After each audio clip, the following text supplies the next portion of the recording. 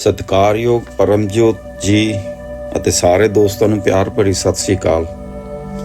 ਮੇਰਾ ਨਾਮ ਕਰਨਜੀਤ ਲਾਂਬਾ ਹੈ, ਆਪ ਜੀ ਨਾਲ ਮੁਖਾਤਿਬ ਹਾਂ।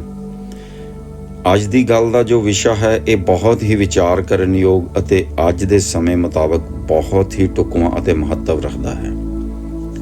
ਸਿੱਧਾ ਗੱਲ ਤੇ ਆਉਂਦੇ ਹਾਂ। ਅੱਜ ਦੀ ਤਾਰੀਖ ਵਿੱਚ ਬੱਚਿਆਂ ਨੂੰ ਕੈਰੀਅਰ ਦਾ ਫੈਸਲਾ ਲੈਣ ਲੱਗਿਆਂ ਕਿਹੜੀਆਂ ਗੱਲਾਂ ਦਾ ਧਿਆਨ ਰੱਖਣਾ ਚਾਹੀਦਾ ਹੈ।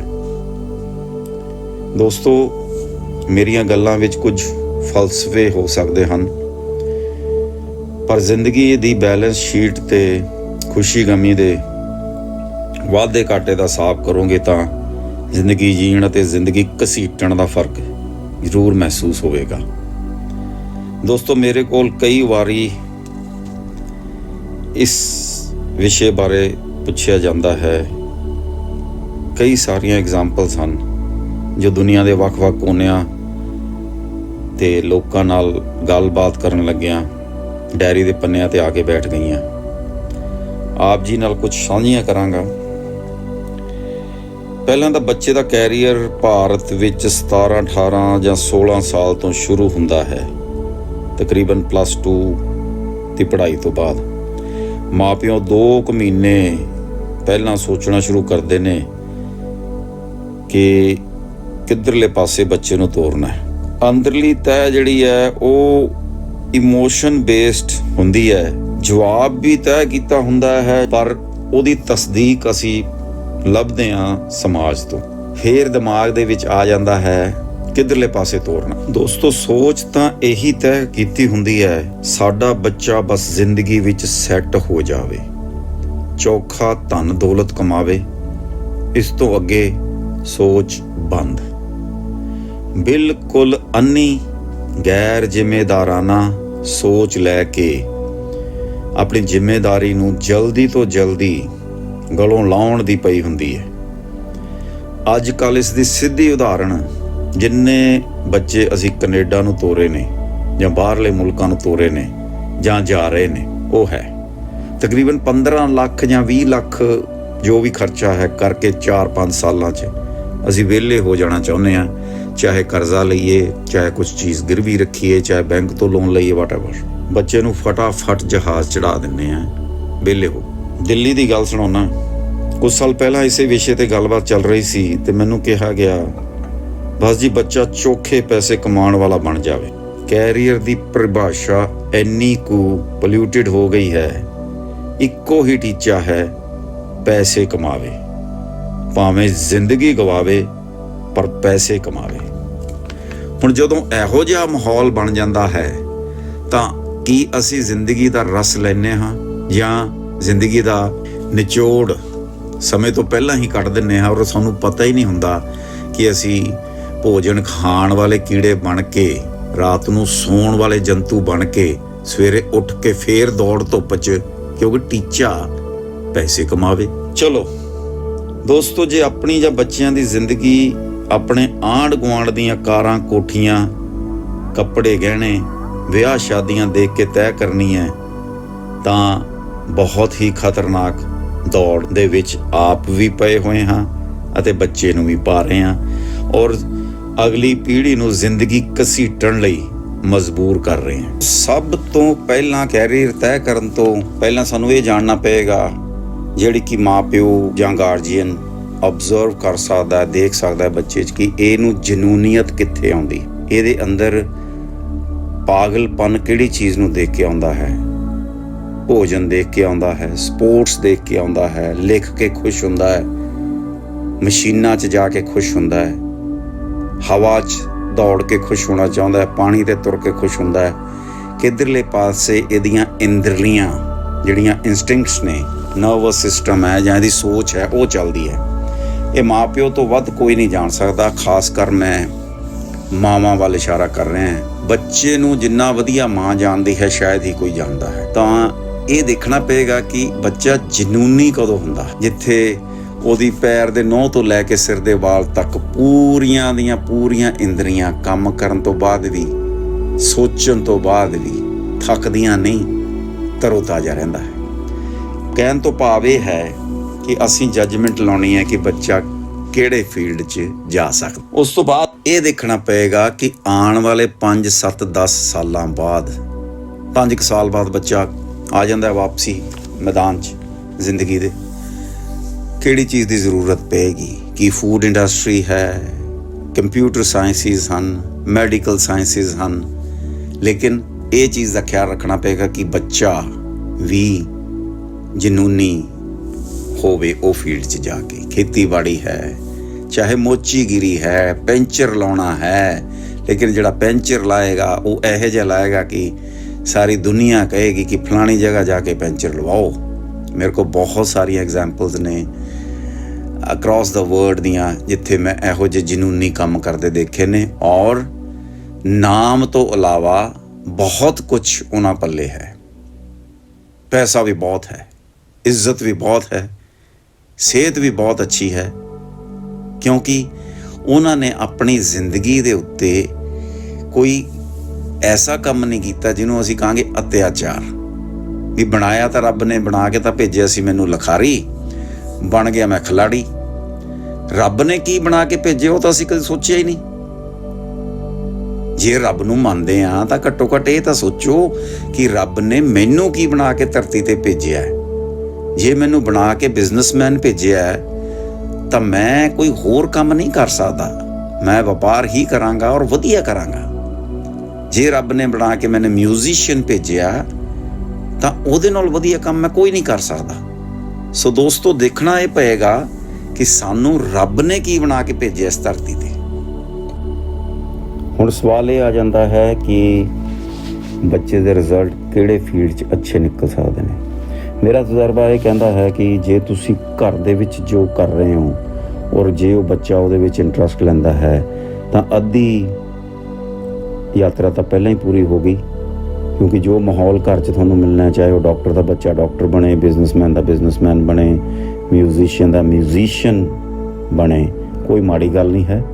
ਦੋਧੀ ਦਾ ਦੋਧੀ ਬਣੇ, ਲੇਕਿਨ ਉਹ ਅਪਗ੍ਰੇਡਡ ਜੋ ਸਮੇਂ ਨੇ ਵਕਫਾ ਪਾਇਆ ਹੈ, ਤਰੱਕੀ ਕੀਤੀ ਹੈ। ਜੇ ਮੈਂ ਕਹਾਂ ਕਿ ਅੱਜ ਤੋਂ 20 ਸਾਲ ਪਹਿਲਾਂ ਜਾਂ 25 ਸਾਲ ਪਹਿਲਾਂ ਵਪਾਰ ਕਿੱਦਾਂ ਹੁੰਦਾ ਸੀ, ਲੰਡੇ ਬਈਆਂ ਲੈਜਰਸ ਲਿਖੀਆਂ ਜਾਂਦੀਆਂ ਸੀ, ਹੁਣ ਕੰਪਿਊਟਰਸ 'ਤੇ ਆ ਗਏ ਅਕਾਊਂਟ। ਸੋ ਇਹ ਨੈਚੁਰਲ ਪ੍ਰੋਸੈਸ ਹੈਗਾ ਕਿ ਤਰੱਕੀਆਂ ਹੋਣੀਆਂ। ਔਰ ਜੇ ਇਹ ਲੀਕ ਬੰਨੀ ਜਾਂਦੀ ਹੈ ਤਾਂ ਇਹਦੇ ਵਰਗੀ ਰੀਸ ਨਹੀਂ ਹੈ, ਕਿਉਂਕਿ ਉਹਦੇ ਵਿੱਚ ਥੋੜਾ ਘੱਟ ਤੋਂ ਘੱਟ ਸਮਾਂ ਲੱਗਦਾ ਹੈ ਜੇ ਬੱਚੇ ਦਾ ਇੰਟਰਸਟ ਵੀ ਨਾਲ ਹੋਵੇ। ਦੂਜੀ ਗੱਲ ਬਹੁਤ ਇੰਪੋਰਟੈਂਟ ਹੈ ਕਿ ਤੁਹਾਨੂੰ ਬੱਚੇ ਦੇ ਵਿੱਚ ਉਹਦਾ ਇਨਰ ਸੈਲਫ ਚੈੱਕ ਕਰਨ ਲਈ ਬਲੈਂਡਿੰਗ ਕਰਨੀ ਪਏਗੀ। ਬਲੈਂਡ ਹੋਣਾ ਬਹੁਤ ਜ਼ਰੂਰੀ ਹੈ। ਬਾਹਰਲੀ ਸਤਹ ਦੇ ਉੱਤੇ ਬੱਚਾ ਸ਼ਾਇਦ ਇੰਟਰਨੈਟ ਦੇ ਉੱਤੇ 5-5 10-10 ਘੰਟੇ ਰੋਜ਼ ਬਹਿੰਦਾ ਹੈ, ਮੋਬਾਈਲ ਨਾਲ ਖੇਡਦਾ, ਹੋਰ ਕਈ ਤਰ੍ਹਾਂ। ਇਹ ਟੈਂਪਰੇਰੀ ਫੇਜ਼ਿਸ ਨੇ। ਪਹਿਲਾਂ ਇੱਕ ਟੀਵੀ ਦੇ ਉੱਤੇ ਕਾਰਟੂਨ ਦੇਖਦਾ ਹੈ, ਉਸ ਤੋਂ ਬਾਅਦ ਥੋੜ੍ਹਾ ਜਿਹਾ ਵੱਡਾ ਹੋ ਜਾਂਦਾ, ਕੁਛ ਹੋਰ ਕਰਦਾ ਹੈ, ਫਿਰ ਮੋਬਾਈਲ ਵੀ ਸਿੱਟ ਦਿੰਦਾ ਹੈ, ਫਿਰ ਕਾਲ ਵੀ ਬਲੌਕ ਕਰ ਦਿੰਦਾ ਕਿ ਨਹੀਂ ਆਮ ਬਿਜ਼ੀ। ਸੋ ਇਹ ਚੀਜ਼ਾਂ ਤਾਂ ਫਿਕਰ ਕਰਨ ਦੀ ਲੋੜ ਨਹੀਂ। ਸਿਰਫ ਇਹ ਹੈ ਕਿ ਬਲੈਂਡ ਹੋ ਕੇ ਦੇਖਣਾ ਪਏਗਾ ਕਿ ਬੱਚਾ ਕਿੱਥੇ ਜਾ ਸਕਦਾ। ਸਾਰਿਆਂ ਨੂੰ ਵੱਡੀ ਜਿਹੜੀ ਹੀਨ ਭਾਵਨਾ ਪੇਰੈਂਟਸ ਨੂੰ ਕੱਢਣੀ ਪਏਗੀ, ਬਹੁਤ ਜ਼ਰੂਰੀ। ਕੋਈ ਕੰਮ ਮਾੜਾ ਨਹੀਂ ਹੈ, ਸਾਰੇ ਹੀ ਕੰਮ ਪੂਜਣਯੋਗ ਨੇ ਜੇ ਵਧੀਆ ਤਰੀਕੇ ਨਾਲ ਕੀਤੇ ਜਾਣ ਔਰ ਫਖਰ ਮਹਿਸੂਸ ਕੀਤਾ ਜਾਵੇ ਕਿ ਮੈਂ ਇਹ ਕੰਮ ਕਰਦਾ ਹਾਂ। ਔਰ ਫਖਰ ਨਾਲ ਹਰ ਇੱਕ ਜਗ੍ਹਾ 'ਤੇ ਕਹਿਣ ਦੀ ਹਿੰਮਤ ਵੀ ਰੱਖੋ।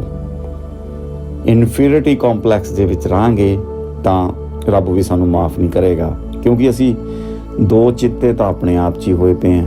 ਫੋਕਸਡ ਕਿੱਥੇ ਹੋਵਾਂਗੇ। ਬਹੁਤ ਜ਼ਰੂਰੀ ਹੈ ਕਿ ਬੱਚੇ ਨੂੰ ਉਹ ਕੰਮ ਕਰਾਓ, ਜੇ ਤੁਹਾਡਾ ਫੈਮਿਲੀ ਦੇ ਨਾਲ ਕੋਈ ਜੁੜਿਆ ਹੋਇਆ ਕੰਮ ਹੈ ਔਰ ਉਹਦੇ ਵਿੱਚ ਬੱਚੇ ਦਾ ਇੰਟਰਸਟ ਹੈ ਤਾਂ ਫਸਟ ਪ੍ਰਾਇੋਰਟੀ ਉਹਨੂੰ ਦਿਓ। ਸੈਕਿੰਡ, ਅਸੀਂ ਆਲਰੇਡੀ ਡਿਸਕਸ ਕਰ ਚੁੱਕੇ ਹਾਂ ਕਿ ਸਾਨੂੰ ਦੇਖਣਾ ਪਏਗਾ ਬੱਚੇ ਦੀ ਜਨੂਨੀਅਤ ਕਿੱਥੇ ਹੈ। ਤੀਜਾ, ਜੇ ਅਸੀਂ ਮੁੱਖ ਇਹੀ ਰੱਖਣਾ ਹੈ ਕਿ ਸਿਰਫ ਔਰ ਸਿਰਫ ਇਹੀ ਰੱਖਣਾ ਹੈ ਕਿ ਬਸ ਭਾਈ ਪੈਸੇ ਬਣਾਉਣ ਵਾਲੀ ਮਸ਼ੀਨ ਬਣ ਜਾ, ਚਾਹੇ ਤੂੰ ਟਰੱਕ ਡਰਾਈਵਰੀ ਕਰ, ਚਾਹੇ ਇੱਧਰੋਂ ਲੈ ਕੇ ਉੱਧਰ ਜਾ ਕੇ ਮਾੜਾ ਤਾੜਾ ਸਮਾਨ ਸਿੱਟ ਕੇ ਆ, ਮੈਨੂੰ ਨਹੀਂ ਪਤਾ ਸ਼ਾਮ ਨੂੰ ਪੈਸੇ ਆਉਣ, ਤਾਂ ਦੈਨ ਮੇਰੇ ਕੋਲ ਕੋਈ ਜਵਾਬ ਨਹੀਂ ਇਸ ਚੀਜ਼ ਦਾ, ਕਿਉਂਕਿ ਮੈਂ ਇਸ ਜਿਨਸ ਦੇ ਉੱਤੇ ਨਾ ਜ਼ਿਆਦਾ ਦਿਮਾਗ ਲਾਉਣਾ ਚਾਹੁੰਦਾ, ਨਾ ਮੇਰੀ ਇੱਛਾ ਹੈ ਕਿ ਮੈਂ ਇਸ ਬਾਰੇ ਕੋਈ ਗੱਲ ਕਰਾਂ। ਸੋ ਬੇਨਤੀ ਇਹ ਹੈ, ਡਾਕਟਰ, ਇੰਜੀਨੀਅਰ, ਲਾਇਰ ਜਾਂ ਉਸ ਤੋਂ ਬਾਅਦ ਨਰਸਿੰਗ, ਹੋਮਿਓਪੈਥੀ ਤੋਂ ਪਰੇ ਹੋ ਕੇ ਸੋਚੋ। ਫਿਕਸਡ ਜਿਹੜੇ ਕਿੱਤੇ ਨੇ, ਪ੍ਰੋਫੈਸ਼ਨਸ ਨੇ, ਇਹਨਾਂ ਤੋਂ ਹਟ ਕੇ ਸੋਚੋ ਕਿ ਜ਼ਿੰਦਗੀ ਨੂੰ ਕੀ ਚਾਹੀਦਾ, ਕਿੱਦਾਂ ਹੋ ਸਕਦਾ, ਫੂਡ ਇੰਡਸਟਰੀ ਕਿੱਦਾਂ ਜਾ ਰਹੀ ਹੈ, ਨਿਊਟ੍ਰੀਸ਼ਨ ਇੰਡਸਟਰੀ ਕਿੱਦਾਂ ਜਾ ਰਹੀ ਹੈ, ਕਲੋਥਿੰਗ ਕਿੱਧਰ ਜਾ ਰਹੀ ਹੈ, ਫੈਸ਼ਨ ਕਿੱਧਰ ਜਾ ਰਿਹਾ। ਈਵਨ ਮੈਂ ਇਹ ਵੀ ਕਹੂੰਗਾ ਕਿ ਬਹੁਤ ਕੁਛ ਆ ਗਿਆ ਮੈਡੀਕਲ ਸਾਇੰਸਿਸ ਦੇ ਨਾਲ ਜੁੜੀਆਂ ਹੋਈਆਂ। ਫਿਜ਼ੀਓਥੈਰੇਪੀ ਤੁਸੀਂ ਦੇਖ ਲਓ, 15 ਸਾਲ ਤੱਕ ਤੋਂ ਪਹਿਲਾਂ ਅਸੀਂ ਕਦੀ ਨਹੀਂ ਸੀ ਸੁਣੀ। ਬਹੁਤ ਵੱਡੀ ਲਾਈਨ ਡਿਵੈਲਪ ਹੋ ਚੁੱਕੀ ਹੈ। ਸਾਰਿਆਂ ਨਾਲੋਂ ਵੱਡੀ ਗੱਲ ਇਹ ਹੈ ਕਿ ਐਕਸਲੈਂਸ ਉਹ ਬਹੁਤ ਜ਼ਰੂਰੀ ਹੈ। ਐਕਸਲੈਂਸ ਤਾਂ ਹੀ ਆਏਗੀ ਜੇ ਤੁਸੀਂ ਆਪਣੇ ਕੰਮ ਦਾ ਆਨੰਦ ਲਓਗੇ। ਮੈਨੂੰ ਯਾਦ ਹੈ ਜਦੋਂ ਪਰਮਜੋਤ ਜੀ ਨੇ 313 ਘੰਟੇ 13 ਮਿੰਟ 13 ਸਕਿੰਟ ਤਬਲਾ ਵਜਾਇਆ ਸੀ, ਤਾਂ ਉਹ ਸਿਰਫ ਜਨੂਨੀਅਤ ਹੀ ਸੀ ਜਿਹੜੀ ਇੰਨੀ ਦੂਰ ਤੱਕ ਲੈ ਗਈ, ਨਹੀਂ ਤਾਂ ਕੋਈ ਨਹੀਂ ਕਰ ਸਕਦਾ ਇਹ ਕੰਮ। ਬਹੁਤ ਜ਼ਿਆਦਾ ਕੋਰਸਿਸ ਨੇ। ਜੇ ਕਾਪੀ ਪੈਨਸਿਲ ਲੈ ਕੇ ਬੈਠੋਗੇ ਤਾਂ ਘੱਟ ਤੋਂ ਘੱਟ 50 ਚੀਜ਼ਾਂ ਤੁਸੀਂ ਲਿਖ ਪਾਓਗੇ। ਖੱਬੇ ਸੱਜੇ ਦੇਖੋਗੇ ਤਾਂ ਤੁਹਾਨੂੰ 50 ਚੀਜ਼ਾਂ ਨਜ਼ਰ ਆ ਜਾਣਗੀਆਂ। ਮੈਂ ਤਾਂ ਜਦੋਂ ਤੁਰਦਾ ਮੈਨੂੰ ਤਾਂ ਹਰ ਇੱਕ ਕਦਮ 'ਤੇ ਕੁਛ ਨਾ ਕੋਈ ਚੀਜ਼ ਨਜ਼ਰ ਆਉਂਦੀ ਹੈ। ਚਾਹੇ ਉਹ ਘੁਮਿਆਰ ਬੈਠਾ ਗਮਲੇ ਬਣਾ ਰਿਹਾ, ਮੈਂ ਸੋਚਦਾ ਇਹ ਗਮਲਾ ਸਿਰਫ ਇੱਥੇ ਤੱਕ ਕਿਉਂ ਬੈਠਾ ਹੈ, ਇਹ ਦੁਨੀਆ ਦੇ ਕਿਸੇ ਕੋਨੇ 'ਚ ਗਮਲਾ ਕਿਉਂ ਨਹੀਂ ਪਹੁੰਚਾ ਸਕਦਾ। ਕਿਉਂਕਿ ਮੇਰੇ ਨਾਲ ਇਹ ਚੀਜ਼ ਵਾਪਰ ਚੁੱਕੀ ਹੈ। ਮੈਨੂੰ ਪਤਾ ਹੈ ਜਦ ਮੈਂ ਕੰਮ ਸ਼ੁਰੂ ਕੀਤਾ ਸੀ ਤਾਂ ਸ਼ਾਇਦ ਉਹੋ ਜਿਹੀ ਆਈਟਮ ਤੋਂ ਸ਼ੁਰੂ ਕੀਤਾ ਸੀ ਜਿਹਨੂੰ ਕੋਈ ਪੁੱਛਦਾ ਨਹੀਂ ਸੀ। ਸ਼ਾਇਦ ਉਹ ਕੰਮ ਕਰਨ ਵਾਲੇ ਨੂੰ ਨਾਲ ਦੀ ਕੁਰਸੀ 'ਤੇ ਬਹਿਣ ਦੀ ਇਜਾਜ਼ਤ ਵੀ ਸਮਾਜ ਨਹੀਂ ਦਿੰਦਾ ਸੀ। ਚਲੋ ਖੈਰ, ਹੁਣ ਸਵਾਲ ਇਹ ਹੈ ਦੋਸਤੋ ਕਿ ਸਿਹਤਮੰਦ ਰਹਿਣਾ, ਸੰਤੁਸ਼ਟ ਜੀਵਨ ਦੀ ਕਾਮਨਾ ਕਰਨਾ ਅਤੇ ਬਿਤਾਉਣਾ ਇਹ ਬਹੁਤ ਜ਼ਰੂਰੀ ਹੈ। ਇਹ ਸਾਰੀਆਂ ਚੀਜ਼ਾਂ ਕੈਰੀਅਰ ਨਾਲ ਜੁੜੀਆਂ ਹੋਈਆਂ ਨੇ। ਕਿਸੇ ਸਟੇਜ 'ਤੇ ਬੰਦਾ ਇਹ ਨਾ ਮਹਿਸੂਸ ਕਰੇ ਕਿ 26-27 ਸਾਲ ਦਾ ਜਦੋਂ ਵਿਆਹ ਦਾ ਮੌਕਾ ਆਇਆ ਤਾਂ ਮੇਰੇ ਕੋਲ ਟਾਈਮ ਹੀ ਹੈ ਨਹੀਂ ਫੈਮਿਲੀ ਲਈ। ਸੋ ਇਹੋ ਜਿਹਾ ਕੋਈ ਵੀ ਪੜ੍ਹ ਨਾ ਪਵਾਈਓ ਜਿਹਦੇ ਨਾਲ ਬੱਚਾ ਅੱਗੇ ਜਾ ਕੇ ਉਲਝ ਜਾਵੇ, ਔਰ ਉਲਝਣ ਤੋਂ ਬਾਅਦ ਕਈ ਤਰ੍ਹਾਂ ਦੀਆਂ ਸੋਸ਼ਲ ਇਸ਼ੂਜ਼ ਬਣ ਜਾਂਦੇ ਨੇ, ਸ਼ਾਂਤੀ ਭੰਗ ਹੋ ਜਾਂਦੀ ਹੈ, ਸਿਹਤ ਦੇ ਉੱਤੇ ਫਰਕ ਪੈ ਜਾਂਦੇ ਨੇ। ਉਹੋ ਜਿਹਾ ਕੋਈ ਕੰਮ ਨਾ ਸ਼ੁਰੂ ਕਰਵਾਈਓ ਬੱਚੇ ਨੂੰ। ਸਿਹਤ ਔਰ ਖੁਸ਼ੀ ਜਿਹੜੀ ਆ ਉਹ ਸਾਰਿਆਂ ਨਾਲੋਂ ਜ਼ਰੂਰੀ ਹੈ। ਸਾਰਿਆਂ ਨਾਲੋਂ ਇੰਪੋਰਟੈਂਟ ਚੀਜ਼ ਇਹ ਹੈ ਕਿ ਸਾਨੂੰ ਇਹ ਦੇਖਣਾ ਪਏਗਾ ਕਿ ਅਸੀਂ ਉਮੀਦਵਾਰ ਰਹੀਏ ਸੁਸਾਇਟੀ ਦੀ। ਲੋਕ ਸਾਡੇ ਨਾਲ ਗੱਲ ਦੀ ਉਮੀਦ ਰੱਖਦੇ ਹੋਣ, ਭਾਵੇਂ ਚੰਗੀ ਗੱਲ ਦੀ ਸਾਂਝ ਦੀ ਹੋਈ ਉਮੀਦ ਰੱਖਣਾ। ਜੇ ਅਸੀਂ ਕਰੋੜਾਂ ਵੀ ਕਮਾ ਲਿਆ ਔਰ ਗੈਰ ਉਮੀਦੇ ਹੀ ਰਹੇ ਤਾਂ ਉਸ ਚੀਜ਼ ਦਾ ਕੋਈ ਫਾਇਦਾ ਨਹੀਂ। ਹਰ ਇੱਕ ਮਿਹਨਤਕਸ਼ ਅਤੇ ਹੁਨਰਮੰਦ ਇਨਸਾਨ ਦੀ ਇੱਜ਼ਤ ਕਰਕੇ ਉਸ ਦੇ ਚਰਨਾਂ ਦੀ ਛੋਹ ਵਿੱਚ ਵੱਡਾਪਣ ਸਮਝ ਕੇ ਵੇਖੋ, ਨਾ ਕਿ ਕਿਸੇ ਠੱਗ ਤੇ ਕਾਰ ਅਤੇ ਕੋਠੀ ਦਾ ਸਾਈਜ਼ ਵੇਖ ਕੇ ਉਸ ਦੀ ਝੋਲੀ ਚੁੱਕਣੀ ਸ਼ੁਰੂ ਕਰ ਦਈਏ। ਹੁਨਰਮੰਦ ਦੀ ਇੱਜ਼ਤ ਕਰਨੀ ਬਹੁਤ ਜ਼ਰੂਰੀ ਹੈ। ਉਹੋ ਜਿਹੀਆਂ ਹੀ ਆਦਤਾਂ ਪੈ ਜਾਣਗੀਆਂ, ਉਹੋ ਜਿਹੀਆਂ ਅਸੀਂ ਬੱਚਿਆਂ ਨੂੰ ਜਾਂ ਜਿਹੜੀ ਆਉਣ ਵਾਲੀ ਸਾਡੀ ਜਨਰੇਸ਼ਨ ਹੈ ਉਹਨੂੰ ਦੱਸ ਪਾਵਾਂਗੇ। ਬੱਚੇ ਗੂਗਲ ਪ੍ਰੋਡਕਸ਼ਨ ਹੋਏ ਬੈਠੇ ਨੇ। ਜਿਹੜੀ ਚੀਜ਼ ਦੇਖਦੇ ਨੇ ਇੰਟਰਨੈਟ ਤੋਂ, ਯੂਟਿਊਬ ਤੋਂ ਚੈੱਕ ਕਰਕੇ, ਡਾਊਨਲੋਡ ਕਰਕੇ, ਉਹਨੂੰ ਕੰਪਾਈਲ ਕਰਕੇ ਅੱਗੇ ਪੇਸ਼ ਕਰਦੇ ਨੇ। ਮਾੜੀ ਚੀਜ਼ ਨਹੀਂ ਹੈ ਟੂਲ ਇਹ, ਕਿਉਂਕਿ ਸ਼ਾਇਦ ਜਿੰਨਾ ਕੁਝ ਸਾਨੂੰ ਚਾਹੀਦਾ, ਵਰਸਟੈਲਿਟੀ ਚਾਹੀਦੀ ਹੈ, ਉਹ ਇੱਕ ਜਗ੍ਹਾ ਤੋਂ ਨਹੀਂ ਮਿਲਦੀ। ਲੇਕਿਨ ਬਹੁਤ ਇੰਪੋਰਟੈਂਟ ਚੀਜ਼ ਹੈ ਕਿ ਸਾਡਾ ਕ੍ਰੀਏਟਿਵ ਕੌਨਸ਼ੀਅਸ ਹੈ, ਜਿਹੜਾ ਸਾਡੀ ਫਰਟੈਲਿਟੀ ਆਫ ਮਾਈਂਡ ਹੈ, ਉਹ ਡਿਵੈਲਪ ਹੋਵੇ। ਜਦ ਤੱਕ ਅਸੀਂ ਪ੍ਰੋਬਲਮ ਨੂੰ ਆਪਣੇ ਹੱਥਾਂ ਨਾਲ ਸੋਲਵ ਨਹੀਂ ਕਰਦੇ, ਮੈਂ ਬੱਚਿਆਂ ਦੀ ਵੀ ਗੱਲ ਕਰ ਰਿਹਾ, ਵੱਡਿਆਂ ਦੀ ਵੀ ਕਰ ਰਿਹਾ, ਜੇ ਵੱਡੇ ਕਰਨਗੇ ਤਾਂ ਬੱਚੇ ਕਰਨਗੇ। ਮੋਰ ਔਰ ਲੈਸ ਬੱਚੇ ਹੀ ਇਸ ਚੀਜ਼ ਦੇ ਵਿਕਟਮ ਨੇ ਕਿ ਗੂਗਲ ਹੀ ਸਾਡੀ ਯੂਨੀਵਰਸਿਟੀ ਬਣੀ ਹੋਈ ਹੈ। ਲੇਕਿਨ ਚਾਹੀਦਾ ਕਿ ਉਹ ਪ੍ਰੈਕਟੀਕਲ ਜਿਹੜੀ ਹੈਗੀ ਸਿਚੁਏਸ਼ਨ ਨੂੰ ਸਮਝਣ ਔਰ ਉਹਦੇ ਵਿੱਚ ਆਪਣਾ ਹਿੱਸਾ ਪਾਉਣ, ਤਾਂ ਕਿ ਉਹਨਾਂ ਨੂੰ ਵੀ ਪਤਾ ਲੱਗੇ ਕਿ ਰਿਐਲਿਟੀ ਆਫ ਲਾਈਫ ਕੀ ਹੈ, ਨਾ ਕਿ ਸਿਰਫ ਜੋ ਗੂਗਲ ਤੇ ਦੇਖ ਲਿਆ, ਕੱਪੜੇ ਬੁਲਾ ਲਏ, ਇੰਟਰਨੈਟ ਤੋਂ ਆਰਡਰ ਕੀਤਾ, ਬੈਂਕ 'ਚੋਂ ਮਤਲਬ it is fine, fast mode ਹੈਗੇ ਆ, ਨਾਟ ਬੈਡ। ਲੇਕਿਨ ਜੋ ਰਿਐਲਿਟੀਜ਼ ਹੈ ਉਸ ਤੋਂ ਵਾਕਫ ਹੋਣਾ ਬੱਚੇ ਦਾ ਬਹੁਤ ਜ਼ਰੂਰੀ ਹੈ। ਅਕਸਰ ਇਹ ਦੇਖਿਆ ਜਾਂਦਾ ਹੈ, ਇਕੱਲੇ ਇੰਡੀਆ 'ਚ ਨਹੀਂ, ਅਕ੍ਰੋਸ ਦਾ ਵਰਲਡ ਇਸ਼ੂ ਹੈ, ਮਿਸਮੈਚਿੰਗ ਬਹੁਤ ਹੁੰਦੀ ਹੈ।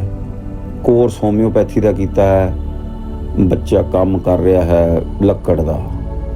ਕੋਰਸ ਉਹਨੇ ਇੰਜੀਨੀਅਰਿੰਗ ਦਾ ਕੀਤਾ ਹੈ, ਕੰਮ ਕਰ ਰਿਹਾ ਹੈ ਕਿਸੇ ਸਕੂਲ ਦੇ ਵਿੱਚ ਕਿਸੇ ਹੋਰ ਤਰ੍ਹਾਂ ਦਾ। ਸੋ ਇਹ ਜਿਹੜੀ ਮਿਸਮੈਚਿੰਗ ਕੈਰੀਅਰਸ ਦੀ ਹੈ, ਇਹ ਅਵੋਇਡ ਤਾਂ ਹੀ ਕੀਤੀ ਜਾ ਸਕਦੀ ਹੈ ਜੇ ਅਸੀਂ ਥੋੜ੍ਹਾ ਜਿਹਾ ਇਹ ਦੇਖ ਕੇ ਚੱਲੀਏ ਜਿਹੜੀਆਂ ਪਹਿਲਾਂ ਗੱਲਾਂ ਕੀਤੀਆਂ ਨੇ ਕਿ ਔਰ ਓਪਰਚੁਨਿਟੀਜ਼ ਕੀ ਆਉਣ ਵਾਲੀਆਂ ਨੇ, ਚਾਹੇ ਉਹ ਨੌਕਰੀ ਦੀਆਂ ਨੇ, ਚਾਹੇ ਸੈਲਫ ਇੰਪਲੋਇਮੈਂਟ ਦੀਆਂ ਨੇ। ਇਹ ਦੇਖਣਾ ਬਹੁਤ ਜ਼ਰੂਰੀ ਹੈ। ਉਸ ਤੋਂ ਬਾਅਦ ਮੈਂ ਇਹ ਕਹੂੰਗਾ ਕਿ ਜੇਕਰ ਤਰੱਕੀ ਕਰਨੀ ਚਾਹੁੰਦੇ ਹੋ ਤਾਂ ਤਰੱਕੀ ਪਸੰਦ ਲੋਕਾਂ ਅਤੇ ਤਰੱਕੀ ਪਸੰਦ ਕੌਮਾਂ ਦੇ ਬਾਰੇ ਜ਼ਰੂਰ ਪੜ੍ਹੋ। ਦੇਖੋ ਕਿ ਉਹ ਤਰੱਕੀ ਕਿਵੇਂ ਕਰਦੇ ਨੇ, ਕੀ ਕਾਰਨ ਹੈ ਕਿ ਜੈਪਨੀਜ਼ ਸਾਡੇ ਨਾਲੋਂ ਅੱਗੇ ਨੇ ਜਾਂ ਜ਼ਿਆਦਾ ਵਧੀਆ ਨੇ। ਸਾਨੂੰ ਜਾਣਨਾ ਬਹੁਤ ਜ਼ਰੂਰੀ ਹੈ। ਔਰ ਉਸੇ ਤਰ੍ਹਾਂ ਦੇ ਫਲਸਫੇ ਦੀ ਇੱਜ਼ਤ ਕਰੋ ਜੋ ਨਾ ਕਿਸੇ ਜਾਤ ਨੂੰ ਦੇਖੇ, ਨਾ ਧਰਮ ਨੂੰ ਦੇਖੇ, ਨਾ ਕਿਸੇ ਹੋਰ ਚੀਜ਼ ਨੂੰ ਦੇਖੇ, ਸਿਰਫ ਤਰੱਕੀ ਔਰ ਸਰਬੱਤ ਦੇ ਭਲੇ ਨੂੰ ਦੇਖੇ। ਇਹ ਬਹੁਤ ਜ਼ਰੂਰੀ ਹੈ। ਮੈਂ ਅਕਸਰ ਇਹ ਵੇਖਿਆ ਹੈ ਕਿ ਅਸੀਂ ਆਪਣੇ ਬੱਚਿਆਂ ਦੇ ਭਵਿੱਖ ਲਈ ਸ਼ਾਰਟਕਟ ਲੱਭ ਰਹੇ ਹਾਂ। ਸਿਆਣਪ ਇਸ ਵਿੱਚ ਹੈ ਕਿ ਬੱਚਿਆਂ ਨੂੰ ਆਪ ਕੰਮ ਕਰਕੇ ਅੱਗੇ ਵਧਣ ਦੀ ਆਦਤ ਪਾਓ। ਖਾਸ ਕਰ ਮਾਵਾਂ ਨੂੰ ਬੇਨਤੀ ਹੈ ਕਿ ਓਵਰ ਪ੍ਰੋਟੈਕਸ਼ਨ ਜਿਹੜੀ ਹੈ ਬੱਚਿਆਂ ਦੀ ਉਹ ਘੱਟ ਕਰ ਦੇਣ। ਆਪਣੇ ਆਪ ਸੋਚਣ ਦੀ ਉਹਨਾਂ ਦੀ ਸ਼ਕਤੀ ਵਧਣ ਦਿਓ ਔਰ ਆਪਣੇ ਫੈਸਲੇ ਲੈਣ ਲਈ ਆਦਤ ਜਿਹੜੀ ਆ ਬਹੁਤ ਜ਼ਰੂਰੀ ਹੈ ਪਾਉਣੀ। ਐਜ਼ ਅ ਮੋਨੀਟਰ ਤੁਸੀਂ ਰਹੋ। ਬਾਕੀ ਹੈ ਕਿ ਕਾਪੀ ਲੈ ਕੇ ਲਿਖੋ। ਜਿੱਦਾਂ ਮੈਂ ਪਹਿਲਾਂ ਕਿਹਾ ਕਿ ਆਉਣ ਵਾਲੇ 5-7-10 ਸਾਲਾਂ 'ਚ ਕਿਹੜੀਆਂ ਚੀਜ਼ਾਂ ਦੀ ਲੋੜ ਆ, ਆਪੇ ਜਵਾਬ ਮਿਲ ਜਾਣਗੇ। ਬੇਸਿਕਲੀ ਮੈਂ ਮੰਨ ਕੇ ਚੱਲਦਾ ਕਿ ਜੇ ਸਾਡਾ ਸੋਚ ਦਾ ਬੇਸ ਅੱਛਾ ਹੈ ਤਾਂ ਸਾਰੀਆਂ ਗੱਲਾਂ ਮਲਟੀਪਲਾਈ ਹੋ ਜਾਂਦੀਆਂ ਨੇ। ਬੇਨਤੀ ਹੈ ਕਿ ਦਿਖਾਵਾ ਔਰ ਆਰਟੀਫਿਸ਼ੀਅਲ ਜਿਹੜੀਆਂ ਚੀਜ਼ਾਂ ਨੇ ਉਹਨਾਂ ਨੂੰ ਬੇਸ ਨਾ ਮੰਨਦੇ ਹੋਏ ਰਿਐਲਿਟੀ ਨੂੰ ਬੇਸ ਮੰਨ ਕੇ ਬੱਚੇ ਦਾ ਕੈਰੀਅਰ ਦਾ ਫੈਸਲਾ ਕਰੋ। ਗੱਲਾਂ ਬਹੁਤ ਹੋ ਗਈਆਂ ਨੇ। ਖੁਸ਼ ਰਹੋ, ਸਿਹਤਮੰਦ ਰਹੋ, ਸਾਫ਼ ਸੋਚ ਦੇ ਬਾਦਸ਼ਾਹ ਬਣੋ। ਸਾਰਿਆਂ ਨੂੰ ਸਤਿ ਸ਼੍ਰੀ ਅਕਾਲ। Thank you very much.